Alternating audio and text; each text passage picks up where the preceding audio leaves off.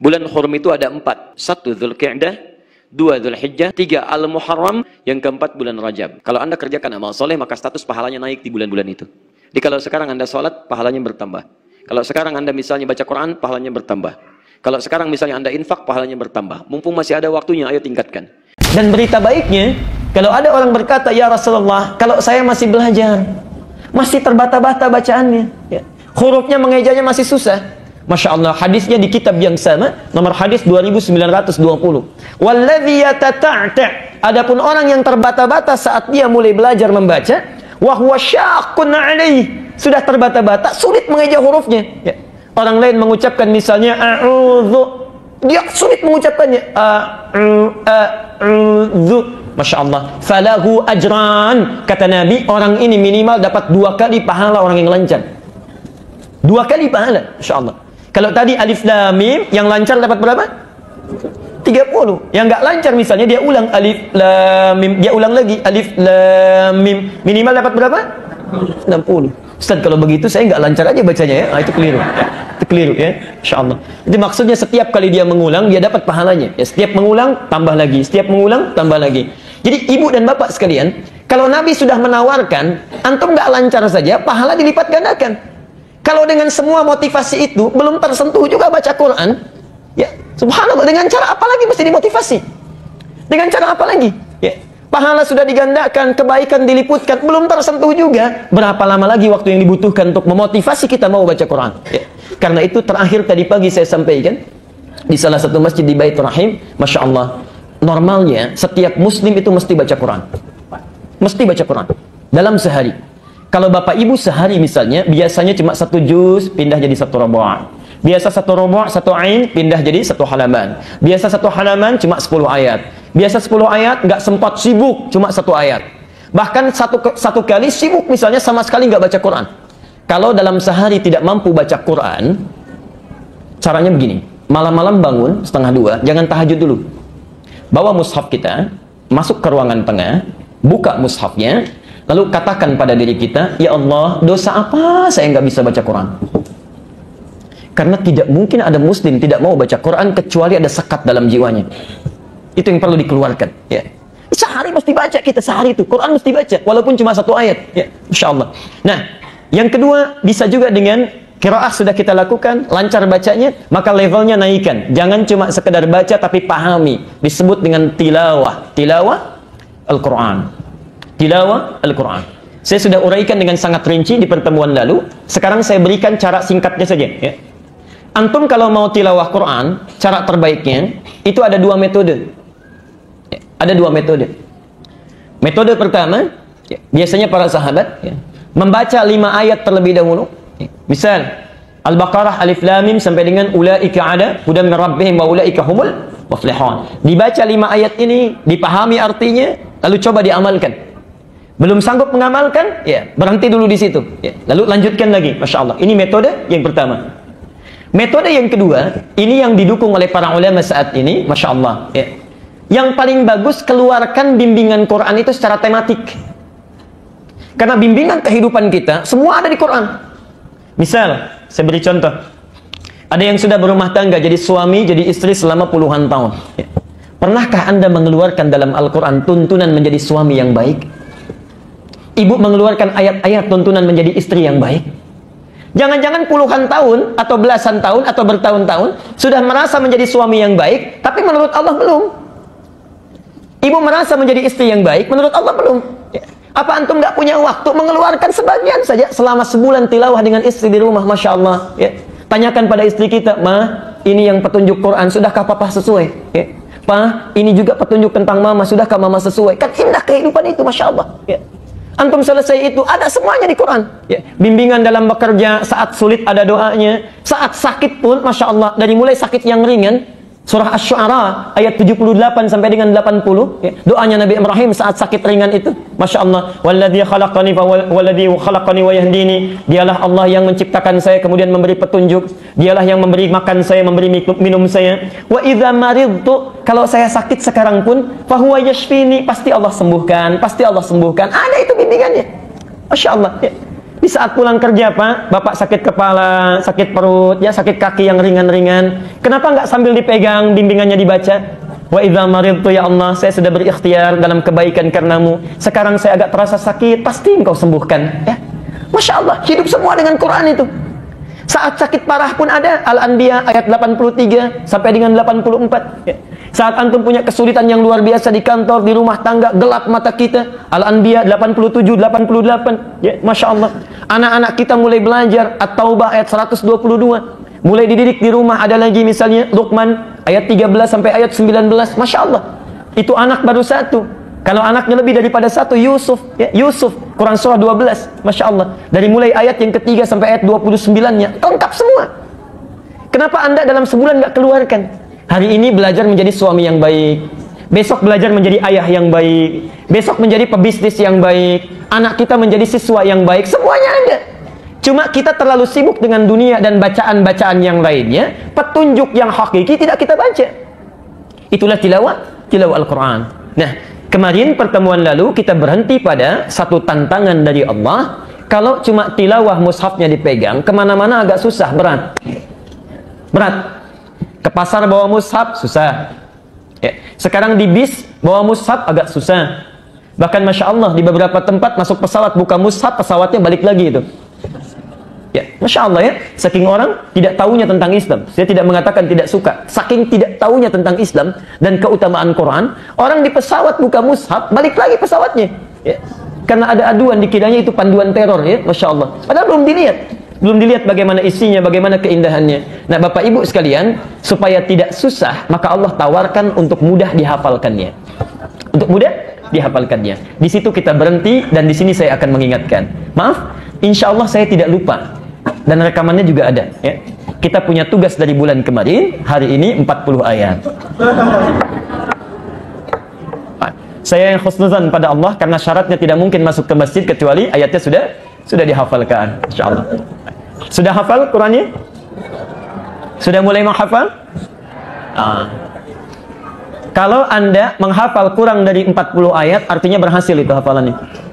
Walaupun cuma 1 ayat, 2 ayat, 3 ayat, 5 ayat, karena pemula yang menghafal Quran sebaiknya tidak melebihi daripada 10 ayat. Ya. Jadi menghafal Quran yang baik, kalau antum sampai sebulan ini misalnya, Ustaz, saya belum mencapai target 40, karena bukan 40 yang diinginkan. Yang diinginkan ada hafalan Quran yang masuk dalam jiwa kita. Mau 1 ayat, 2 ayat, 3 ayat, dan benar kita dalam membacakannya. Jadi berbahagialah Bapak Ibu sekalian, kalau dari bulan lalu sampai dengan hari ini, sudah ada Quran yang masuk ke dalam jiwa kita. Itu tandanya ada kebaikan dalam diri kita. Musa, bukan Nabi Musa, tapi seorang anak kecil yang matanya buta. Ini pengantar saya sebagai penutup kajian yang lalu. Terlahir di kota Mesir, di negara Mesir. Ya. Beliau lahir di Mesir, di provinsi Asyut. Matanya buta, tapi dalam butanya punya keinginan untuk bisa menghafal Quran. Anak ini dulu masih usia 6-7 tahun, insya Allah. Datang pada orang tuanya. Bapaknya pekerja biasa, barangkali tidak seprofesi dengan antum yang pekerjaannya nyaman. Disampaikan pada orang tuanya menangis bahagia. Ya. Mulai saat itu direncanakan harus belajar dengan baik. Bapaknya membawa motor ala kadarnya, dimodifikasi supaya memudahkan dia belajar. Ditetapkanlah belajar pada seorang guru yang jarak dari rumahnya itu 20 km. Ya, guru yang baik. Anaknya dibonceng menjelang asar. Bapaknya memodifikasi motornya. Di depannya itu ditampilkan seperti layar di dashboardnya itu. Jadi anaknya di belakang mulai menghafalkan Qurannya, insyaallah. Bapaknya di depan pegang catatan ayatnya. Ya. Di jalan itu nggak ada yang sia-sia, Masya Allah. Sambil lihat ke depan, begitu anaknya hafalan, bapaknya lihat ke bawah. Ya. Di jalan nggak ada ngobrol, nggak ada apa. Anaknya menghafal di belakang, bapaknya mengecek lagi hafalan. Semuanya itu bermakna. Begitu tiba di tempat tujuan pada gurunya, subhanallah, sudah jauh-jauh datang 20 km. Sampai di sana, gurunya cuma minta bacakan 1 ayat. 1 ayat saja, Masya Allah. Sampai kemudian pulang lagi, datang lagi, diminta suruh baca ayat 1 lagi. Jadi cuma 1 saja. Ya. Sampai anak ini mengatakan pada bapaknya, kita sudah jauh-jauh Pak, katanya datang ke sini, cuma diminta baca 1 ayat. Kata bapaknya, tidak mungkin ada guru memberikan petunjuk kecuali kebaikan. Ikuti saja nak, bersabar. Masya Allah, ternyata gurunya itu sedang mengobati dulu penyakit-penyakit di lisannya. Ya. Di huruf yang belum sempurna diucapkan, disempurnakan, didengar, disempurnakan. Ketika sampai 1 juz, semua makhraj sudah benar. Ketika semuanya sudah benar, kesananya semakin mudah, tidak ada yang diluruskan lagi. Masya Allah. Ya. Tidak ada yang diluruskan lagi. Tapi yang paling luar biasa, saya ingin sampaikan, anak ini kemudian hafal Quran. Hafal Quran, bapaknya yang ngantar nggak hafal Qurannya, anaknya yang nggak bisa lihat hafal Qurannya. Ya. Masya Allah, ketika pulang sampai di rumahnya, diketahui kisah ini oleh salah seorang reporter dari stasiun televisi, ya. Datang ke situ, ini poinnya, ya. Datang, kemudian diminta dicek hafalan Qurannya. Masya Allah, di akhir kemudian ditanya, perhatikan, ya Syekh Musa. Saya langsung lihat tayangan ini, ibu sekalian, bapak sekalian, ini orang tuanya duduk-duduk seperti ini, anaknya diwawancara dengan penuh senyuman, ditanyakan, ya Syekh Musa, wahai katanya Syekh Musa, jika anda sekarang diperkenankan oleh Allah untuk berdoa meminta, ya, apa yang akan anda minta? Apakah minta untuk bisa melihat? Apa yang anda minta? Apakah anda minta untuk bisa melihat? Anak sudah hafal Quran, dekat dengan Allah, ya ibadahnya luar biasa. Ditanya, kalau anda meminta sekarang, apakah anda minta untuk bisa melihat? Perhatikan jawabannya. Wallahi, demi Allah saya katakan kalian, kalau saya diperkenankan kepada Allah untuk memohon saat ini, saya akan memohon untuk terus dibutakan sampai hari kiamat. Agar Allah berkenan membutakan saya sampai hari kiamat, karena dengan buta ini saya bisa menghafalkan Quran. Saya takut kalau dikembalikan bisa melihat kembali, saya takut Quran meninggalkan saya.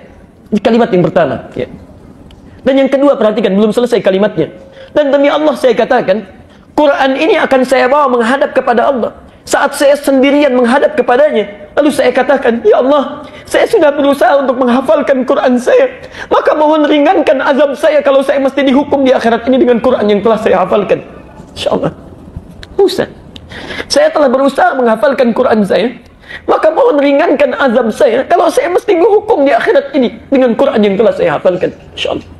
Bapak ibu sekalian, kalau anak yang buta saja tidak bisa melihat, Allah mudahkan dia untuk bisa menghafal, dia bawa, masih merasa banyak dosanya, maka kenapa antum yang masih diberikan penglihatan, ya, waktunya masih panjang, diberikan kesempatan, sampai hari ini belum mau menghafal juga? Dengan cara apa lagi mesti diingatkan? Ya, dengan cara apa lagi? Karena itu bertakwalah kepada Allah, setidaknya sebelum pulang, bawa hafalan Qurannya. Sampaikan pada Allah, saya telah berusaha ya Allah, di sisa hidup saya, yang sebelumnya pernah saya sia-siakan, sholat seringkali tertinggal, Quran jarang dibaca, saya telah berjuang sebelum meninggal, telah saya hafalkan. Mohon ringankan azab saya sekalipun saya mesti dihukum. Ya. Kalau sampai sekarang belum tersentuh juga sekadar untuk baca, apa yang antum akan bawa di akhirat nanti? Ya. Karena itulah bertakwalah kepada Allah, terutama yang usianya lebih daripada 40 tahun. Atau sampai 40 tahun. Al-Ahqaf itu langsung turun keterangan Allah. Quran surah ke-46 ayat ke-15. Ya. Perhatikan kalimatnya di sana. Ya. Orang-orang yang sudah sampai usia 40 tahun seharusnya sudah banyak berdoa dan merencanakan amalan.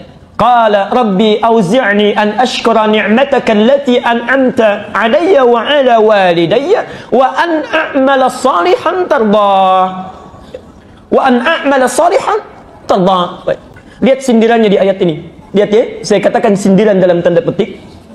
Kata Allah, seorang yang sampai dalam usia 40 tahun dalam hidupnya, dia mesti mensyukuri aktivitas hidupnya, mesti mensyukuri usia yang telah diberikan oleh Allah kepadanya. Masya Allah, perhatikan ya, orang cuma diberikan 4 tahun, cuma diberikan 5 tahun, tiba-tiba wafat. Antum 40 tahun, amalan kan banyak bisa dilakukan. Ya. Masya Allah, orang cuma 4 tahun, cuma 5 tahun, ya, dia kemudian wafat. Antum diberikan 40 tahun, 50 tahun, banyak sekali amalan yang bisa direncanakan. Ya. Kita bisa sholat sunnah diperbanyak, ya, bisa tahajudnya banyak, baca Qurannya banyak, Masya Allah banyak waktunya. Ya.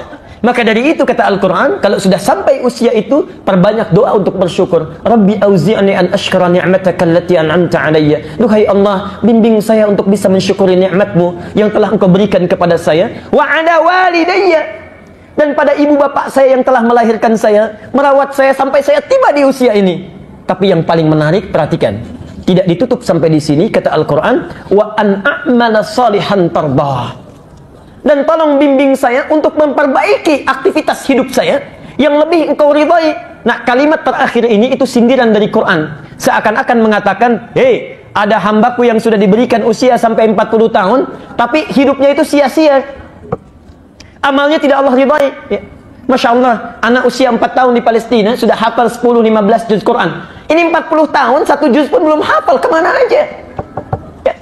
Anak usia 4 tahun, 5 tahun, salatnya sudah bagus, puasa sudah dilatih. Ini 40 tahun, 50 tahun, Masya Allah, untuk latihan pun masih belum. Kemana aja selama ini? Ya. Maka Allah berikan isyarat, kalau sudah tahu dulu itu ada yang sia-sia, sisa aja jangan disia-siakan lagi. Ya. Amal salihan tarda, rencanakan amalan supaya Allah bisa memberikan ridha. Nah, itu kalimatnya Bapak Ibu sekalian. Tolong catat kalimat saya ini, tolong catat. Kalau Anda, maksudnya tidak perlu dicatat di tulisannya, tanamkan saja dalam pikiran kita. Kalau Anda tidak mampu berlomba dengan orang soleh dalam memupuk kebaikan, maka berlombalah dengan para pendosa untuk beristighfar dan bertobat kepada Allah. Kalau Anda sampai usia sekarang belum juga mampu berlomba dengan orang-orang soleh dalam memperbanyak kebaikan, orang sudah menunaikan tahajud, antum sholat fardu pun masih tertinggal-tinggal. Orang sudah menghafal Quran, antum baca Quran pun masih terus didorong-dorong. Kalau nggak mampu berlomba dengan orang soleh dalam memperbanyak kebaikan, maka berlombalah dengan para pendosa untuk beristighfar dan memperbanyak taubat kepada Allah Subhanahu wa taala. Ya. Bertakwalah kepada Allah, itulah amalan para salafus saleh setelah mereka menunaikan salat tahajudnya. Kalau tidak memperbanyak doa, perbanyak istighfar atau memperbanyak bacaan Quran kepada Allah Subhanahu wa taala. Nah, sekarang kita lanjutkan, ambil satu saja untuk mempersingkat bahasan kita. Setelah melakukan itu, apa yang kemudian Rasulullah SAW lakukan? Ya, selesai menunaikan tahajud dan pendekatannya kepada Allah. Bapak Ibu sekalian, sunnah Nabi, saya urutkan dari awal ya, supaya mengingatkan kembali. Bangun dari tidur, tidak langsung berdiri, duduk dulu. Kemudian hapus bekas ngantuknya. Itu sunnah Nabinya, ya, sudah dipraktekkan insyaAllah. Ya. Baca doa bangun tidur, Alhamdulillahilladzi ahyana ba'dama amatana wa ilaihin nusyur. Baca 10 ayat terakhir surah Ali Imran. Sudah insyaAllah? Ya, berusaha terus ya, berusaha. Baik. Setelah itu kita pergi cuci tangan kita. Ya, kemudian berwudu. Kalau berhubungan suami istri kemudian mandi dulu, janabah ya. Lalu tahajud. Tahajud tadi malam insyaallah. Ayo, ya. Jangan tunggu waktu, begitu diajarkan sekarang langsung praktekkan ya. Keluar dari masjid ada peluang dipraktekkan, praktekkan. Amalannya malam praktekkan. Ya, belum pernah mulai dengan 2 rakaat, Masya Allah. Ya. Tahajud lakukan. Ya. Selesai tahajud bisa perbanyak istighfar. Wabil asharihum yastaghfirun. Bisa memperbanyak doa kepada Allah. Silakan untuk memohon. Hadisnya qudsi sudah pernah saya sampaikan. Ya. Allah berikan 3 pilihan. Ya ibadi, hei hambaku. Sepertiga malam terakhir Allah turunkan rahmatnya ke langit dunia. Ya. Menawarkan 3 hal. Ya ibadi, hei hambaku, siapa yang menginginkan rahmatku aku berikan, yang berdoa aku kabulkan, yang memohon ampunan aku ampuni saat ini. Setiap malam berlangsung, setiap malam, Masya Allah. Di akhir penghujung sebelum fajar. Kemudian kita boleh perbanyak doa, dan yang terakhir perbanyak bacaan Quran, hafalan Quran atau tilawah Al-Quran. Nah, setelah itu tiba waktu panggilan azan. Ya. Jadi Rasulullah melakukan itu sampai muncul panggilan azan subuh.